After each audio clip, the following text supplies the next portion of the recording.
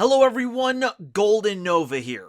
2023 is fresh out of the oven, and while we have a whole new year of releases to look forward to, I think we need to take one last look at 2022.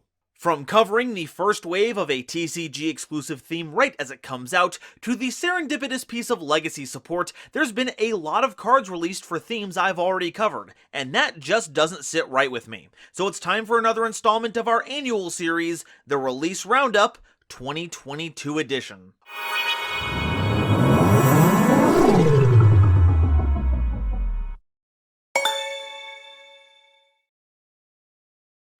Quick update before we get started, all the archetypes we'll be covering this year have been sorted out in alphabetical order, and if you're only looking for a particular archetype, don't fret, we've got time codes down below for you. However, if any of these themes pique your interest but you haven't seen them before, I've got a playlist for you right up here with all the videos covering the archetypes we're revisiting today. So, without further ado, let's get started. Number 1. Adventure. That's right, the RPG classic that everyone was absolutely sick of seeing splash into every normal summonless deck just a few formats ago, has now been power crept by new releases, meaning it's no longer the issue it once was, and it didn't even need to get hit on the ban list. And it's not looking to rock the boat very much with the new support, as it seems to have taken those critiques to heart and amped up the restrictions. Let's touch base with them, starting with Celestial Apparatus Tecia, a level 4 Earth Fairy monster with 1000 attack and defense, and if you control an adventurer token, you can special summon this card from your hand, which is basically the standard for the monsters in this archetype. While it's on the field, you can reveal a card in your hand that mentions an adventurer token to add a spell card that mentions the adventurer token from your deck to your hand, except a normal spell card, which basically means you can't grab Rite of Aramesir. But if you use this effect, you're not allowed to special summon any monsters the turn you activate this effect, except adventure tokens and monsters that mention it. This is pretty wild, as it helps search out your equip and field spells, and while you're not able to search Aramesir, you can search Faithful Adventurer, then cycle through Water Enchantress to get to it. This does have the downside of not getting to place the free Faithful, but it's better than nothing. It's the restriction that really holds this card back though. Like Rights, this checks your entire turn, so you don't get to use any off-theme special summoned monsters, resulting in a pure adventure deck. A big draw for those who like the pure version of the deck, but I'm not quite a fan of being forced into 100% completion. Curse of Aramesir is a continuous spell card, and during your main phase, you can special summon an adventure token to either field, which as a reminder is a level 4 Earth Fairy monster with 2000 attack and defense, then you send a card from your hand to the grave, though you can't special summon monsters the turn you activate this effect, except adventure tokens and monsters that mention it. And if any monsters you control are destroyed by battle or card effect, you can special summon an adventure token to either field, but this does not cause any kind of summon lock. This solves a major issue with adventure decks, mainly that you only have 3 cards in your whole deck that make adventure tokens, that being Rite of Aramesir. With Aramesir, you can make a steady stream of tokens, but if you want to do that on your own terms, you're basically not allowed to do it when splashed into other decks.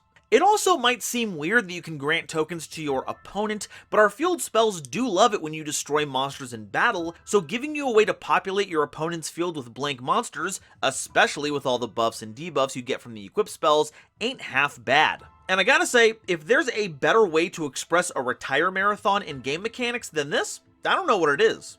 Number 2. Amazement. Next is a new attraction to the Amazement theme park. Amaze Attraction Thrill Train is a normal trap card that follows the usual trap card formula of the attraction normal trap cards. If equipped to your monster, you change the equipped monster's battle position, and if you do, your opponent chooses an attraction trap card in your grave to set to your field. And if it's equipped to your opponent's monster, you can banish the equipped monster until the end phase. That first effect is really strong, allowing you to get back the big reasons to play the deck, just so long as your opponent gives you the right cards back, though by using Arlecchino's effect, you can severely limit their options. Also, the effect when equipped to the opponent's monster ain't half bad, as it is technically removal, if only temporary. But no matter what mode you're using, this card is just what you need to get back on train track. 3. Amazonas. This section has some pretty substantial changes. Darkwing Blast and Crystal Revenge introduced several cards to update the theme, taking it in a very surprising direction: pendulum summoning. Amazoness Silver Swordmaster is a level 3 monster with 1200 attack and 2000 defense and a scale of 7. As a pendulum spell, Amazoness monsters you control gain attack equal to their level times 100. And when an attack is declared involving your Amazoness monsters, you can target an Amazoness spell or trap card in your grave and add it to your hand. As a monster, if destroyed in the monster zone by battle or card effect, you can place this card in your pendulum zone. And if any number of Amazoness monsters are special summoned to your field while this card is in your grave, you can place this card in your pendulum zone. Now, you might be asking, how would a pendulum monster end up in the grave to trigger that effect? Well, we've got a bit of a focus on fusion summoning now, so using this as material from the hand or deck means it will trigger when that fusion monster is special summoned. This culminates in setting up your scales while providing a nifty attack boost and the ability to recycle your support all at once. It's not as funny as winning the game by smashing Swordswoman into a bigger monster for game, but this gets an easy silver medal. Amazoness Golden Whipmaster is a level 5 monster with 2000 attack and 1200 defense and a scale of 1. As a pendulum spell, it also boosts your Amazoness's attack by 100 times their level, so a complete scale means 200 total per level. And when an attack is declared involving your Amazoness monster, you can target a spell or trap card on the field and destroy it. And quick side note, for both of these pendulum effects, it's when an attack is declared involving your Amazonesses, so this includes when they get attacked, not just when they attack. It also has the same monster effect as Silver Swordmaster, so if you use both as fusion material, at least while in the hand or deck, that's free scales. Though notably they don't have to be used as material, that's just a really good way to set them up for it. Golden Whipmaster not only gives your monsters a substantial attack boost, it also fixes the main issue with Amazoness Sage, letting you destroy a spell or trap card before the damage step, helping you to deal with annoying back row even if you can't win that battle. Honestly, huge props here. It was kinda weird to add pendulums, but I think it fits here, especially because it can help pendulum summon Amazoness Queen. And I'm not just giving them all this praise cause they're golden, though it helps. Amazoness Spiritualist is a level 2 monster with 800 attack and 1800 defense, and if this card is in your hand or grave, you can target an Amazoness card you control, except a copy of itself, to return it to the hand. And if you do, special summon this card. Also, you can't special summon monsters from the extra deck for the rest of the turn, except Amazoness monsters. And if this card is special summoned, you can add a polymerization from your deck to your hand. Hey, well, now that we have access to fusions, it's nice to have a way to get to polymerization. And bonus, including this means Guardian Chimera is an option for that sweet bonus protection. As long as you don't special summon Spiritualist with its own effect that turn. And if you're looking for ways to do that, Reinforced Truth is a cool way to do it from right out of your main deck. Now, while there aren't a whole lot of Amazoness cards you can bounce back to your hand to get value from, the pendulum summons can just be replayed, and putting them back in your hand makes them prime fusion material for the polymerization you'll be searching. And it also gives you a chance to re-equip Heirloom if you're playing it. But the main reason is the fusion assistance, and honestly, it's good to see another member of the hot monsters with Spiritualist in their name that help with fusion summoning. Thanks, Gravekeepers. Amazoness Warchief is a level 5 monster with 1900 attack and 0 defense, and if you control no monsters, or only Amazoness monsters, you can special summon this card from your hand. If this card is normal or special summoned, you can set an Amazoness spell or trap card or one polymerization directly from your deck. But also, you're only able to attack with Amazoness monsters for the rest of the turn. Honestly, way better restriction than Spiritualist, and gives you a much wider range of cards to grab. I also like that it's the search that attack locks you, not the summon. So as long as you choose not to do that, Warchief can make for a pretty neat extender into non-Amazoness extra deck monsters. Or rather, non-Amazonesses with good attacking effects. You can still summon utility ones just fine. This is an outstanding addition to the lineup, but the part I'm most happy about is seeing just how well the HRT is going for Crow Hogan. Good for them. Amazoness Pet Liger King is a level 9 beast fusion monster with 2900 attack and 2800 defense, requiring an Amazoness monster and a level 5 or higher Amazoness monster as material. While on the field, monsters your opponent controls can't attack except to attack this monster. It can target an Amazoness card you control and a warrior Amazoness monster in your grave to destroy the target on field, and if you do, special summon that other monster from the grave. But this card can't attack the turn you activate this effect. This card's a little mixed for me. The attack funneling ain't bad, and reborning your warrior-type Amazonas monsters from the grave is really strong. Especially because you can trigger Village on top of it, because the way it's worded, this doesn't make it miss timing, but losing out on the attack from such a big creature kinda bites. Though I guess it's a moot point if you pop Liger King, cause then you won't have it anyway, and 9 levels means Village gets you anything level 8 or lower, which is any Amazonas main deck monster. But it's a really specific combo for all the work you have to put into it, and honestly, haven't we put Ligers through enough? Remember when they were just an itty bitty pet baby tiger? You wanna blow that up? Shame on you. Amazonas Augusta is a level 10 fusion monster with 3200 attack and 2800 defense, requiring an Amazonas monster and an Amazonas fusion monster as material. If this card is fusion summoned, you can special summon an Amazonas monster from your deck. While on the field, your opponent can't target other Amazonas cards you control with card effects, also they can't be destroyed by your opponent's card effects.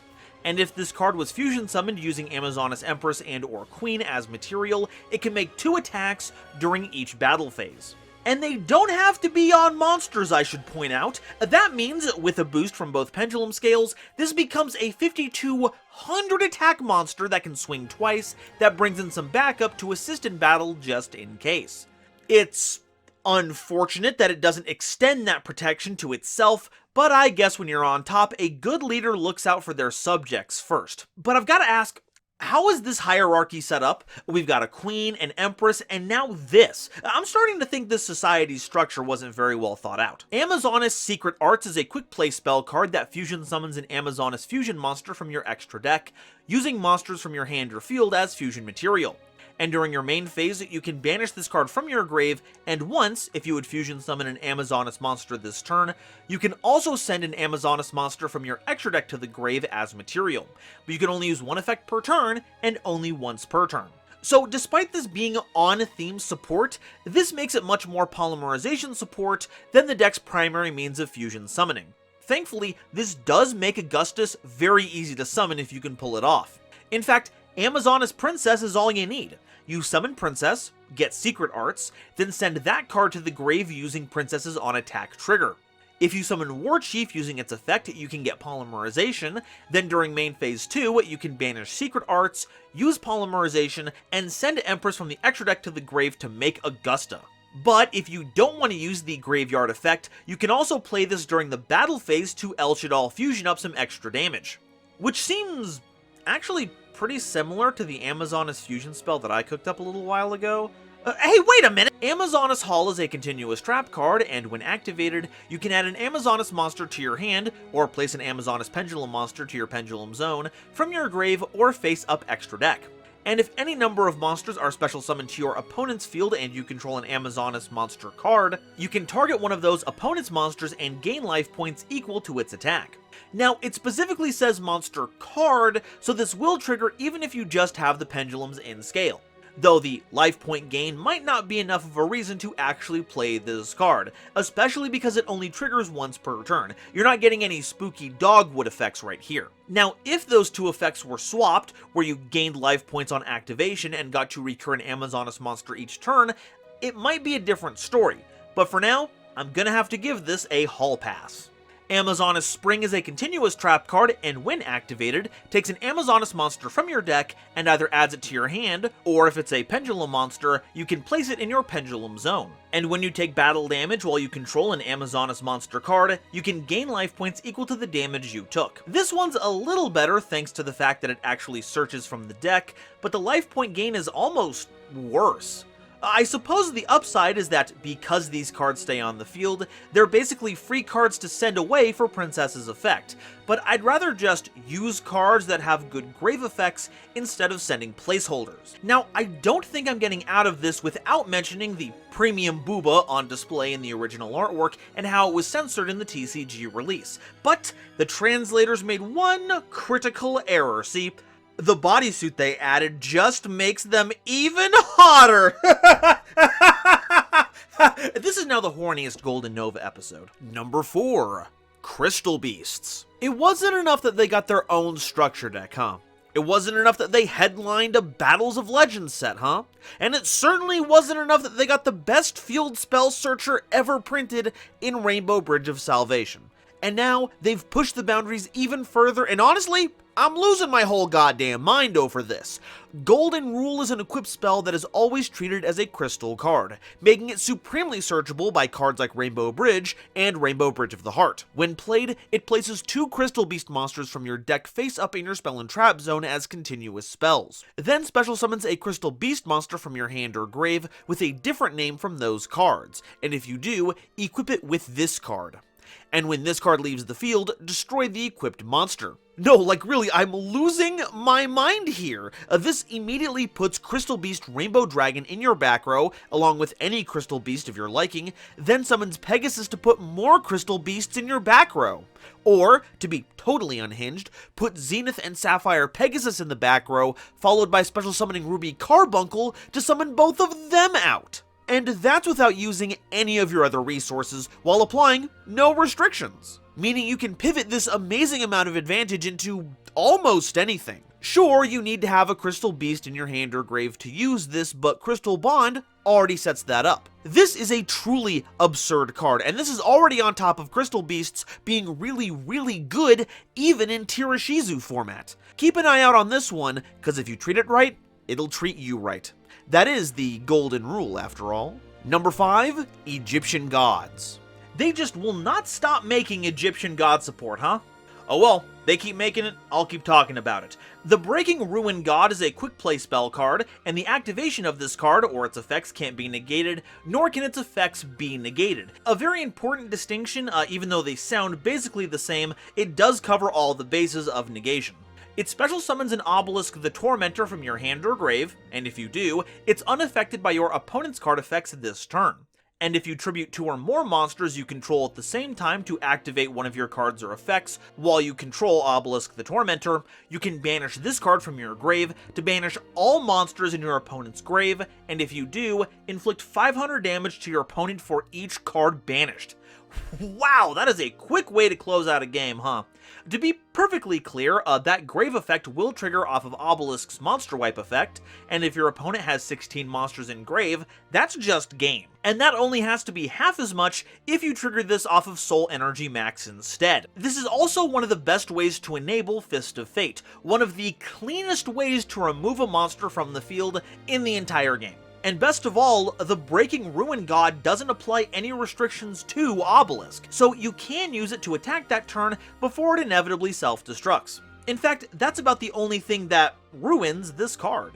The True Sun God is a continuous spell card, and when activated, you can add the Winged Dragon of Ra, or any card that mentions it, from your deck to your hand, except a copy of itself. While on the field, monsters can't attack the turn they're special summoned, except the Winged Dragon of Ra, and once per turn during your main phase, you can send this card from the field or one Immortal Phoenix from your deck to the grave, then send the Winged Dragon of Ra from your monster zone to the grave. Now, this might seem horrible because it gets rid of your ace monster, but it does force the activation condition for Immortal Phoenix's special summon. And because Immortal Phoenix is unaffected by all other cards' effects, including your own, it can still attack even under the True Sun God's effect, because it stops monsters from attacking, not players from attacking with monsters. This provides a bit of consistency to your raw deck, because while the base form can get really swole with all the attack boosting effects, Immortal still sports a whopping 4,000 attack and a ridiculous removal effect. So, it seems the fried chicken has become the frying chicken. The Revived Sky God is a normal trap card who's just as unstoppable as the Breaking Ruin God. The activation of this card and its effects can't be negated, and its effects can't be negated. It special summons a Slifer the Sky Dragon from your grave, then each player draws until they have 6 cards in hand, and you can banish this card from your grave to place a monster reborn from your deck or grave on top of your deck, then if a Divine Beast monster is in your grave, you draw a card.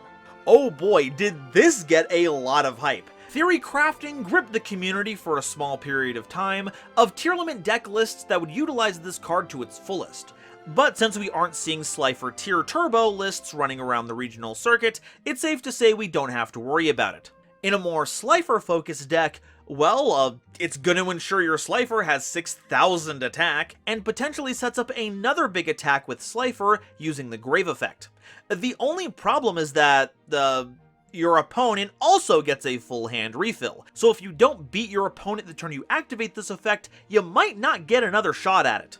Unless they're playing Infernities, in which case, it might just be an FTK. Number 6. Evil Eye. Time to move on to the archetype that I affectionately like to call Jesse and James if they were about 20% more fucked up. They also come complete with their own Pokemon, and today they're a little smushed together with Basiltris, Familiar of the Evil Eye, a level 3 monster with 1000 attack and 2000 defense, and if this card is in your hand or grave and you control an Evil Eye monster, as a quick effect, you can special summon this card, but banish it when it leaves the field.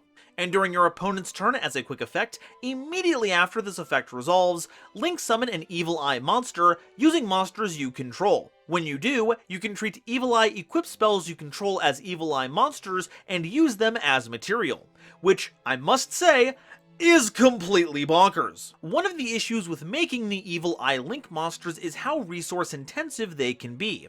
But now, with the ability to use your recyclable equip spells as material, you can make them on the cheap, or as a way to fold those resources into a new monster if those cards get threatened. Basiltris even acts as extra material for this since they can be summoned so easily, and it's actually the perfect level to combo with Tour Guide. Use its normal summon effect to get Basiltris out, link them into Gorgon since you only need one Evil Eye to make them, and because you now control an Evil Eye, you can resummon Basiltris with its own effect. Now you can link summon into Zerziel at your convenience, or at quick effect speed on your opponent's turn, something you couldn't do if you just used Ketoblapas. This is a much needed piece of support for the theme, and the design looks fresh as hell. And now that they're fused together, that's one more spot available on your Pokemon team, so it's a win-win. Evil Eye Resurrection is a normal spell card that sends an Evil Eye monster and an Evil Eye spell or trap card from your deck to the grave to add an Evil Eye equip spell from your deck to your hand. And also for the rest of the turn, each time you activate a non-Evil Eye card or effect, you lose 500 life points. And if you link summon an Evil Eye monster, you can banish this card from your grave to equip an Evil Eye equip spell from your grave to an Evil Eye Link monster you control.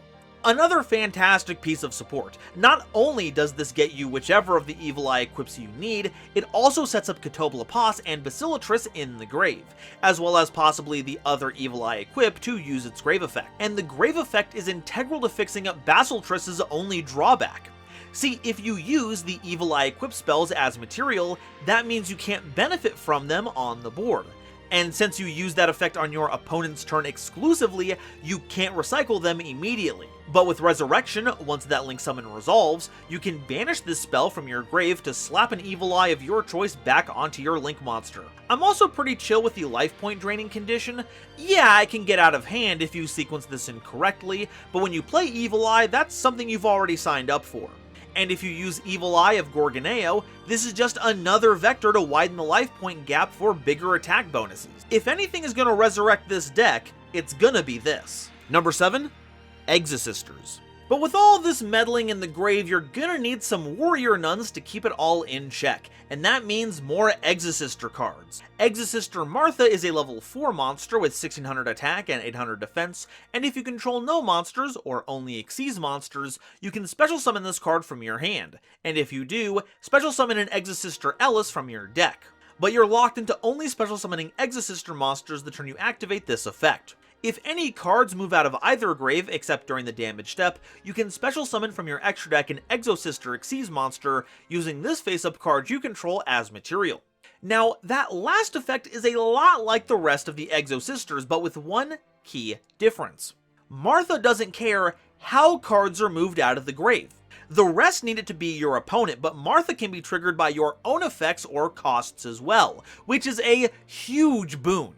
One of my main complaints about Exosisters is that it's reliant on your opponent's actions, and Martha is now a very thin slice of the deck that lets you do that proactively, though it also just highlights how limited the base Exosisters are.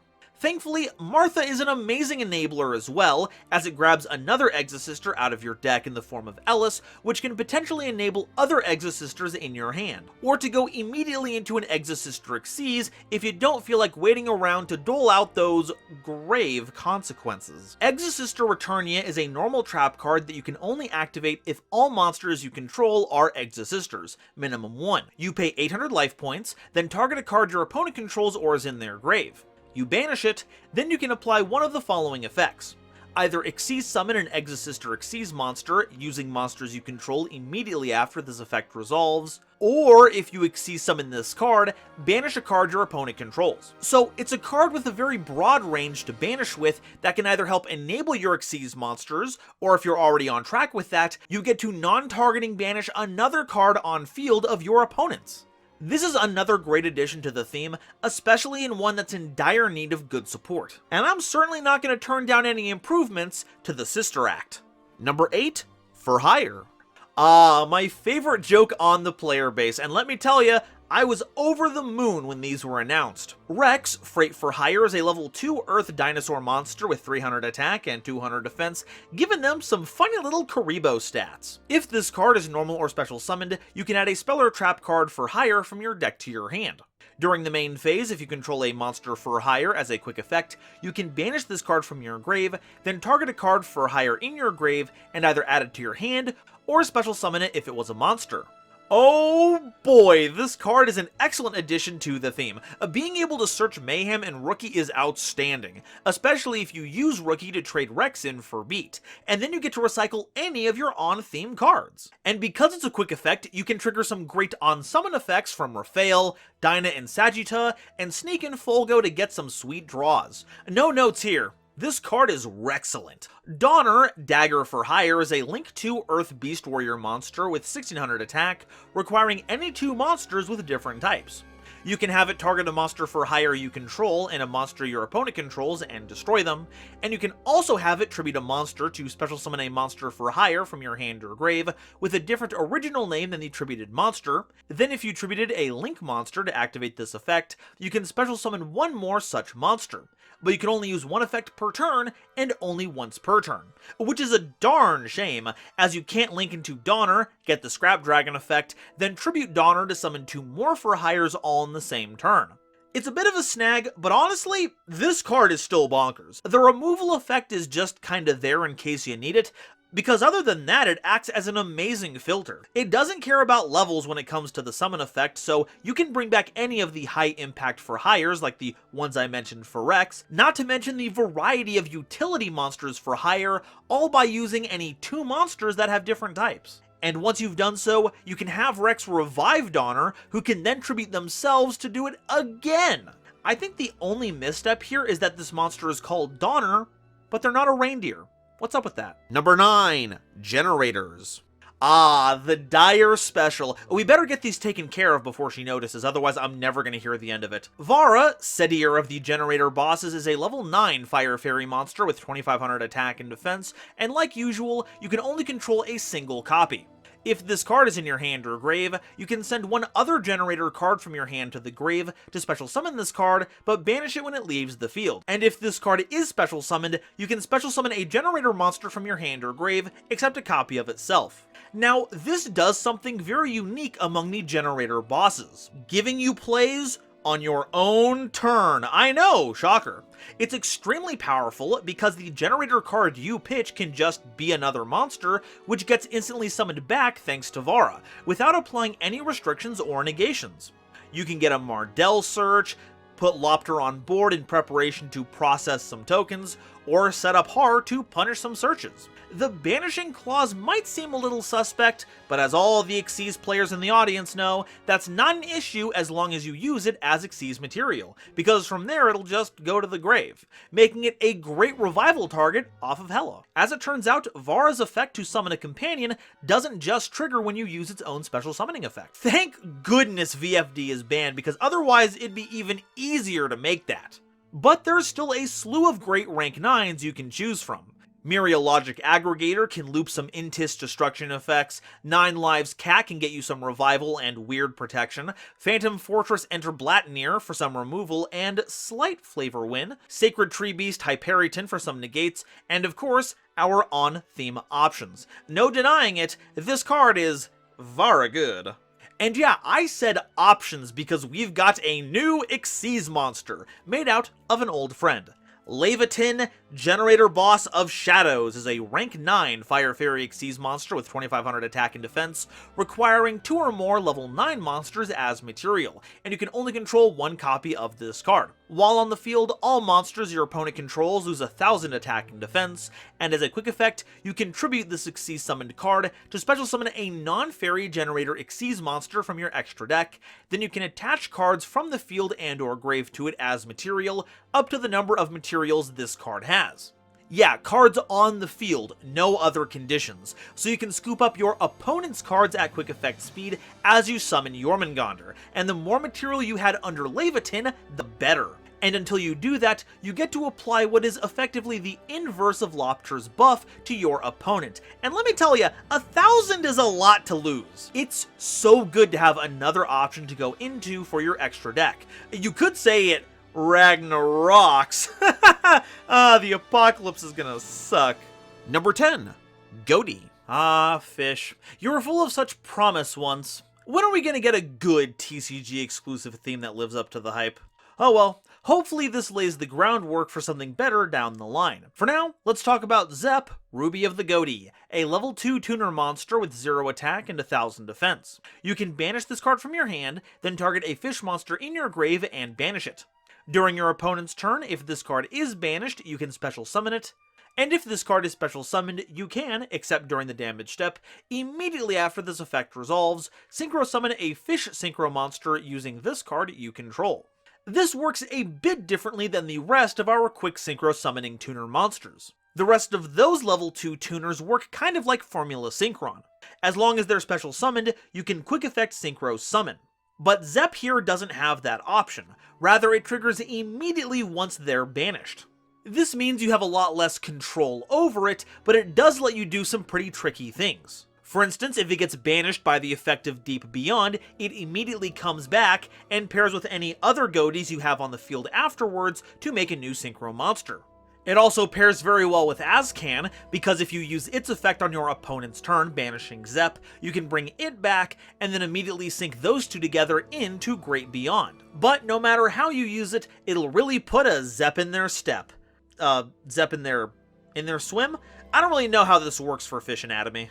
Ixip, Omen of the Ghoti, is a level 4 monster with 1500 attack and 0 defense, and if any number of fish monsters are banished, except during the damage step, you can special summon this card from your hand. And during the standby phase of the next turn after this card was banished, you can target one of your Ghoti trap cards that are banished or are in your grave, and set that target.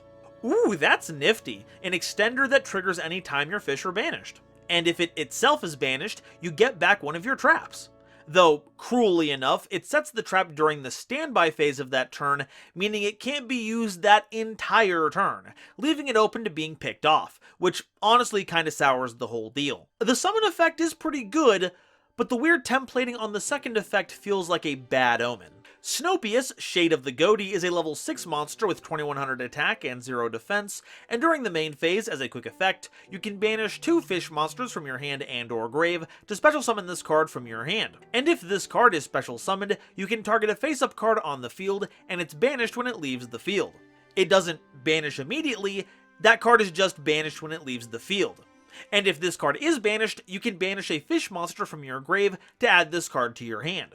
So you can have Snopius target itself on summon, then if you use it as synchro material, it'll get banished, at which point you can banish one of the tuners used for that synchro summon to add Snopius back to your hand. This can set up your tuners to summon themselves, including Zep, which will trigger that immediately if you do all of this during your opponent's turn. And if you have the needed fish in grave or hand, you can quick summon Snopius later on again so you have more material. It's quite the resource-intensive loop before you establish all the needed fish, but because the tuners all end up bouncing around between the grave and banished zone, you can totally make it work. Though, I've gotta say, Big missed opportunity to not make the Octopus monster a level 8. Big flavor fail. Aryan Paws, Serpent of the Ghoti, is a level 6 synchro monster with 2100 attack and 0 defense, requiring generic material. If this card is synchro summoned, you can banish a level 6 or lower fish monster from your deck, and if this card is sent to the grave as synchro material, you can target a fish monster in your grave and banish that target. Then you can add a fish monster with an equal or lower level from your deck to your hand. So on synchro summon, you get to set up your Ghoti that like being banished, which will usually mean your tuners, and when used as synchro material, you get a search, with the usual range being level 6s and lower because you can banish Aryan Paws, though you could potentially banish a higher leveled fish. As far as synchro ladder cards go, this is a huge one, helping you set up your plays before syncing up into your bigger baddies. Though, I don't think Aryan Paws understood the assignment. We're a fish deck, not a reptile deck. If you want to be a serpent, the Ogdoadics are still taking applications. Gwoglim, Spear of the Ghoti, is a level 8 synchro monster with 2700 attack and 0 defense, requiring a fish tuner and 1 or more non-tuners as material. At the start of the damage step, if this card battles an opponent's monster, you can banish that opponent's monster, and during your opponent's standby phase, you can banish this card. Then, if the monsters used as material for this card, synchro summon, are all in your grave, you can special summon all of them, but banish them when they leave the field. So you can make Gwoglim on your turn, El Shaddoll construct away a tough monster, and then during your opponent's turn, desynchro if all its synchro material are in the grave to bring them back, allowing you to quick synchro on your opponent's turn into another Ghoti, probably into something like Oscon as single target banishing, or White Aura Whale if you want a Lightning Storm. It's really cool that this card acts as a flexible pivot to help you deal with a variety of situations, and is really just a Guo glimpse of what they're capable of. Ghoti Cosmos is a normal trap card that, when activated, applies these effects in sequence based on the number of banished fish monsters in total between you and your opponent. With 1 or more, your fish monsters can't be destroyed by a battle this turn. With 4 or more, the activation and effects of fish monster effects activated on your field can't be negated this turn. And with 8 or more, you special summon a fish synchro monster from your extra deck, and this is treated as a proper synchro summon. So only once you reach 8 does this not become a -1, but this does confer a lot of bonuses. It's a little strange it only protects on-field activations from being negated, so your tuners trying to revive themselves from the banished zone are still vulnerable, but I'll take what we can get. And remember, this summons any fish synchro, so on top of your own cards, we have access to the entire White Aura line. The only problem is that you need to get 8 fish in your banished zone, which even for us is a bit much. I mean, it requires you to banish most of the cards you'll see in a single duel. Ghoti Fury is a continuous trap card that lets you target a fish monster in your grave and a monster your opponent controls, and banish both until the next standby phase. And if any number of fish monsters are special summoned to your field while any cards are banished, you can banish this card from your grave and or face-up spell and trap zone to have all fish monsters you currently control gain 100 attack for each currently banished card until the end of this turn. So you get a reciprocal temporary banish that you can take a lot more advantage of than your opponent, as well as a very conditional attack boost that's more than a little sketchy. This isn't high on the priority list to play, but having a way to clear the board until you can establish a big Ghoti of the Deep Beyond is nice, no doubt about it. Although, I've gotta wonder why they're so mad at each other. I thought fish were friends. Number 11, Heroic. Ah, my big punchy boys, I missed you. And we've gotten a pretty neat little update in Heroic Call, a normal spell card that special summons any warrior monster from your hand or grave, but if it's a non-heroic monster, it can't attack, also its effects are negated. And if your life points are 500 or less, you can banish this card from your grave, then target a face-up monster you control, and it gains 500 attack for each heroic card you control, and that's attached to monsters you control.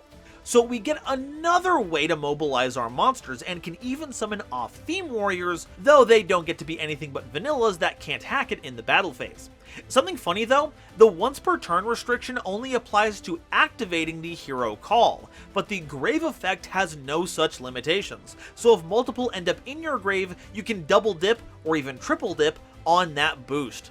It is in keeping with the 500 life point theming, so at least it remained on brand, though I'm not sure we needed the help. We already have a ton of attack boosting effects that get us well over the one-shot kill threshold, though I guess this works in a way that's not as easily negated as the others, so I think it's at least earned a callback. Number 12, Kuriboh. We're probably going to revisit this one once we do Kite Explained, but just so I don't leave any stone unturned, let's really quickly go over Kuriboh. A level 1 light fiend monster with 300 attack and 200 defense. What did I tell you about those Kuriboh stats? That's also treated as a galaxy card. When an opponent's monster declares an attack, you can discard this card to special summon a galaxy-eyes photon dragon from your hand or deck, then change the attack target to it. Then you can attach this card from your grave to an Xyz monster on the field as material. And if any number of Photon and or Galaxy monsters you control would be destroyed by battle or an opponent's card effect, you can banish this card from the grave instead. Wow, this is just the whole package, huh? It summons your ace monster in response to an attack, so it's still pretty on brand for Kuribohs, gives you Xyz material to work with, and provides destruction protection in the grave. I'm curious to see if it'll see any play though, as waiting for an opponent's attack declaration seems a bit slow. But if it does, it'll be a gloriously adorable addition to a very, very cool deck. Also, they better localize this as Galactic Kuriboh and not Galac Kuriboh, cause if they don't, I'm rioting. Number 13, Labrynth. Normally, I despise trap card-centric decks, but every so often, one comes along that piques my fancy, and Labrynth is one of them, so I'm happy to see some new support. First off is Lady Labrynth of the Silver Castle, a level 8 monster with 3000 attack and 2900 defense. While you control a set card, your opponent can't target this card with card effects, also it can't be destroyed by your opponent's card effects. If a Labrynth card or effect or normal trap card effect was activated this turn, except any effect of a copy of this card, as a quick effect, you can special summon this card from your hand in defense position.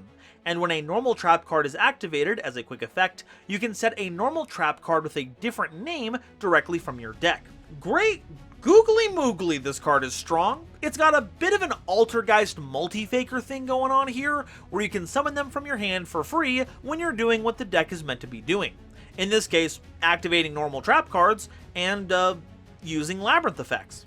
They also have a huge stat line with great protection, and ensures you get a steady stream of normal traps when either you or your opponent activates them. This makes for an outstanding addition for the theme, providing another huge body that can help close out games on top of everything else. I wouldn't expect anything less from a fellow Nova.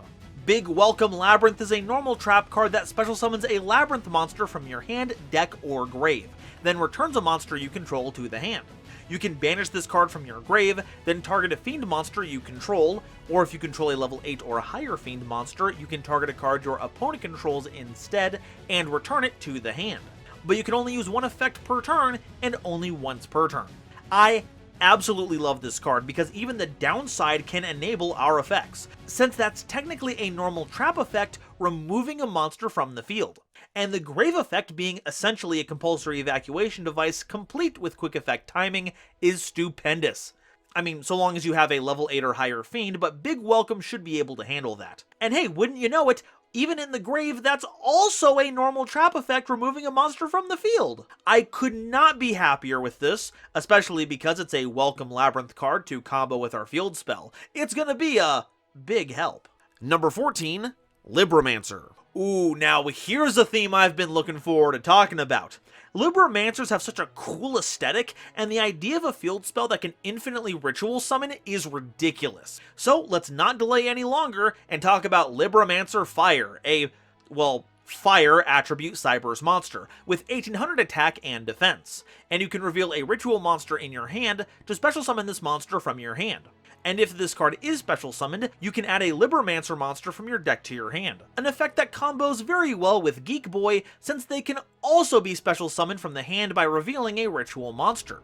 They complement each other in another way, as one searches monsters and the other searches spells. And on top of that, has really good stats to boot. Couple that with being easily searchable by way of Synapse mining, and you've got a monster whose name you'll be happy to say. Libromancer Magic Girl is a level 4 water spellcaster monster with 600 attack and 2100 defense, who can also be special summoned from the hand by revealing a ritual monster in hand. During your opponent's turn, as a quick effect, you can ritual summon a Libromancer ritual monster from your hand by tributing monsters from your hand or field, whose total levels equal or exceed the level of the ritual monster you want to summon.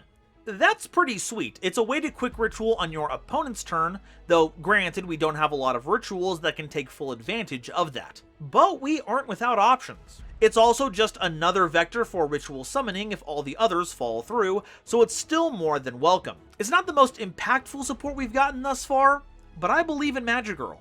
Belief that is well placed because Libromancer Mystigirl is outstanding. They're a level 4 Light Fairy Ritual monster with 1400 attack and 2100 defense, and if this card was ritual summoned by using any number of monsters on the field, your opponent can't target ritual monsters you control with monster effects. And if this card is special summoned, you can target a face-up monster your opponent controls, and until the end of this turn, change its attack to 0, also negate its effects. This is a prime example of what we want to be summoning off of Magic Girl's quick ritual effect, as it completely strips a monster of anything useful, while also providing targeting protection from monster effects for our rituals. Truly, Libromancers are the magical girl archetype. If you know, you know. Libromancer Fireburst is a level 7 Fire Cyber's ritual monster with 2800 attack and defense, and if this card was ritual summoned using any number of monsters on the field, it can't be destroyed by battle. Also, any battle damage it inflicts to your opponent is doubled. This card can make 2 attacks on monsters during each battle phase, and when a monster declares an attack, you can banish a Libromancer ritual monster from your grave to give this card a permanent 200 attack boost. Ooh, goodness, this is a game ender. Double attacking and double damage on the same monster means quadruple trouble for your opponent. And that attack gain triggers when any monster attacks, though having to banish a Libromancer ritual is a bit much. Regardless, this true unison of Geek Boy and Fire is a force to be reckoned with, and will bring the duel to a comical end. Libromancer Bonded is a ritual spell card that can ritual summon any Libromancer ritual monster by tributing monsters from your hand or field whose total levels equal or exceed the level of the ritual monster you want to summon. And if you use this to ritual summon Fire Burst, if you use a fire starter on the field as material, one of our original ritual monsters, that Fire Burst can't be destroyed or banished by card effects. Okay, now that's wild. My one complaint about Fire Burst was that its battle protection doesn't mean much on a big body, and has less protection than Fire Starter. But if you use Bonded this way, you essentially transfer the protection over to Fire Burst. But what's really important about this is that it names 2 specific ritual monsters in it, meaning pre-preparation rites is back on the menu, boys! Heck, it even makes regular preparation of rites better. All of our rituals already fit under the level 7 limit, but now we can get back a ritual spell too. This card gets an A+, not just for the effect, but for that premium shipping material. Libromancer Realized is a continuous spell card that lets you reveal a Libromancer ritual monster in your hand to special summon a fire token, which is a Fire Cyberse monster with 0 attack and defense that has the same level as the revealed monster. And while you control that token, you can't special summon monsters except Libromancer ones. This is a pretty sweet card. While it can only be used once per turn, unlike our field spell's ritual effect, it basically provides free ritual fodder for the summon of your Libromancer ritual monsters, and it's even an on-field card to ensure they get the bonus effects. As long as you keep Realized and First Appearance online, that's a free ritual summon every turn, which makes our recycling effects, as well as the ones that put our ritual monsters back into our hand from the field, even better. When this first came out, I didn't think anything of it, but now that I'm taking a real look at it, I'm realizing it's super busted. Libromancer Origin is a continuous spell card, and when this card is activated, you can set a Libromancer spell or trap card directly from your deck, except a copy of itself. While on the field, Libromancer ritual monsters you control gain attack equal to their level times 100, and if any number of ritual monsters are ritual summoned to your field, you can target a spell or trap your opponent controls and destroy it. Look, I know I'm limiting myself to only talking about 2022 cards, so covering a Cyberstorm Access card is cheating a bit, but I could not pass up the opportunity to talk about this. It's so good! You get instant access to any of your spells, including the field spell, And if you already have those cards, you get access to your impressive suite of trap cards. It gives a substantial attack buff to all your Libromancer rituals, Doombroker being able to attack directly for 3100 is no joke, and Fireburst being a 3500 double attacker without any other bonuses is absurd. And on top of all of that, you get a free MST when you ritual summon, adding a little extra value to Madrigal's quick ritual effect. Origin is a huge buff to the theme, but the irony isn't lost on me. I really had to put the Origin card almost a year after they came out, huh? Libromancer Displaced is a normal trap card that targets a Libromancer monster you control and a monster your opponent controls. You return your monster to the hand, and if you do, take control of that opponent's monster. If the Libromancer you targeted was not a ritual, that monster you took returns to the hand during the end phase. Now, what'd I tell you about how good those trap cards are, huh? It's a searchable crackdown, but you get to use everything about the monster, and even if you don't bounce a ritual, it doesn't go back to your opponent, it goes back to their hand. That means difficult to summon monsters need those investments all over again, and extra deck monsters just get removed completely. And if you did bounce a ritual, you get to play with your opponent's best cards as long as you want, and it's really easy to summon those rituals back again later. Trust me, any hype for Displaced ain't gonna be misplaced. Libromancer Prevented is a continuous trap card, and if you control a Libromancer monster, you can target a face-up monster your opponent controls, and that face-up monster can't be used as material for a fusion, synchro, xyz, or link summon. Just forever.